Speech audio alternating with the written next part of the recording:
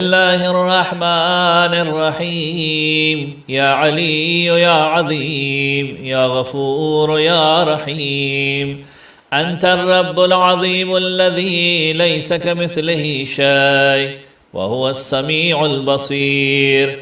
وهذا شهر نظمته وكرمته وشرفته وفضلته على الشهور، وهو الشهر الذي فرضت صيامه علي، وهو شهر رمضان الذي أنزلت فيه القرآن هدى للناس وبينات من الهدى والفرقان، وجعلت فيه ليلة القدر وجعلتها خيرا من 1000 شهر.